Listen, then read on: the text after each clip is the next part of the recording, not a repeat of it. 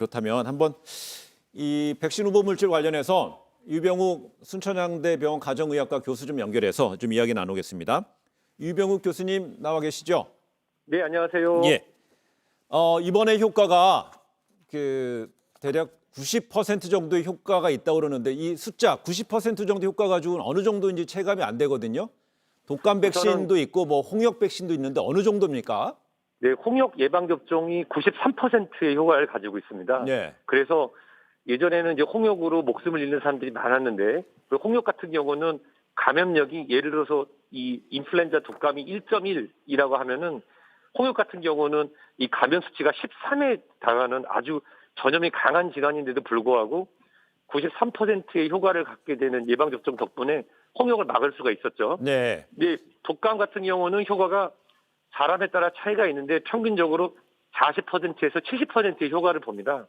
그렇지만 계절성 독감 인플루엔자인 경우에는 이 백신과 더불어 치료제가 있기 때문에 예전보다 사망률도 많이 낮추고 치료제가 된 거죠. 네. 그래서 그런데 교수님, 화이자에서 발표한 것이 90%가 맞다고 하면은 이거는 아주 성공적인 예방 접종이라고 말씀드릴 수 있습니다. 네, 교수님 그러면요 의학계에서는 지금 현재 삼상시험에 4만 명 넘게 참여 중이고 이 가운데 94명을 대상으로 한 90% 수치를 빼낸 거잖아요.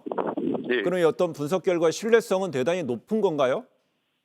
신뢰성은 안타깝지만 높지는 않습니다. 그 이유가 예. 이 4만 3천여 명 여러 나라에 있는 사람을 두 군으로 나누어서 한 군은 예방접종 실제 효과가 있는 물질을 접종하고 네. 한쪽은 전혀 효과가 없는 우리가 플라시보라고 하는 위약을 접종한 후에 무방비로 사람들이 이제 코로나19에 노출됐을 때 네. 몇 명의 환자가 발생했느냐를 봤는데요. 그중에서 이 환자가 실제로 발생을 했는데 그 환자 중에서 예방접종한 사람들은 8명밖에 없었다라는 그 기준으로 이 90%라고 하는 신뢰도를 얻어낸 건데 네. 이는 실질적으로 이달 말이나 다음 초까지 나오는 추가적으로 약 이 3상이 완료되기 위해서는 최소 3, 4천 명 정도의 그런 데이터값이 모여야 되거든요. 예. 그렇게 그러면 되면 네. 그러면 만약에 관건은 백신을 만약에 삼상시험 다 마친 다음에 그 허가를 받아서 상용화가 됩니다. 근데 중요한 거는 백신을 맞았을 때 영구적으로 이렇게 안전한 건지 아니면 중간에 어떤 항체 부분이 다시 소멸되거나 약화돼서 다시 맞아야 되는지 이 지속성 여부가 중요한 거 아닐까요?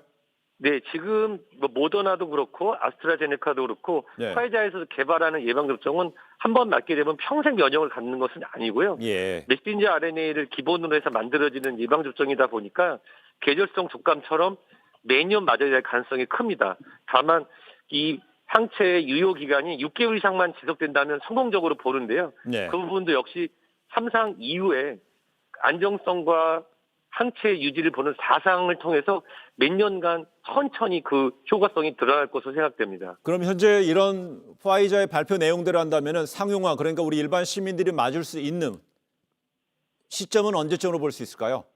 일반 시민이 맞는 시점은 빨라야 내년 겨울입니다. 그 부분은 변함이 없습니다. 다만 이번에 그 이런 스케줄대로 나오게 된다고 하면은 우선 북미 지역부터 또 일부 국가에서 고위험군, 고령이라든지 만성질환을 앓고 계신 분들 위주로 올 말부터 맞으실 수 있을 것 같고요.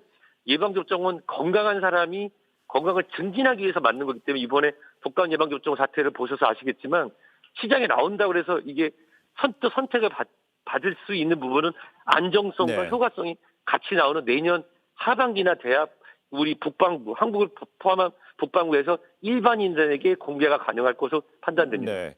어쨌든 백신은 예방 효과잖아요. 결국은 코로나의 완전 정복은 치료제가 나와야 되는 시점으로 봐야 된다고 하는 진단도 있습니다. 저도 그 부분에 동의하고요. 네. 예방 접종으로 이번에 그 화이자에서 나온 것이 최종적으로 결과가 나오면 90%는 아니고 6, 70%가 될 것으로 예상이 되는데요. 예. 거기에 더불어서 치료제가 같이 개발이 된다고 하면 고위험군에게 예방 접종 그리고 일반 면역을 가진 건강한 사람인 경우에는 본인뿐만 아니라 다른 사람에게 퍼뜨리지 않도록 치료할 수 있는 것이 마치 독감 예방접종과 독감 치료제가 동시에 나오면서 조절됐던 것처럼 그 시점이 되기 위해서는 아무래도 내년 하반기가 돼야 될 것으로 판단이 됩니다. 네, 알겠습니다. 지금까지 순천향대 가정의학과 유병욱 교수님 전화 연결 고맙습니다. 네, 건강하세요. 예.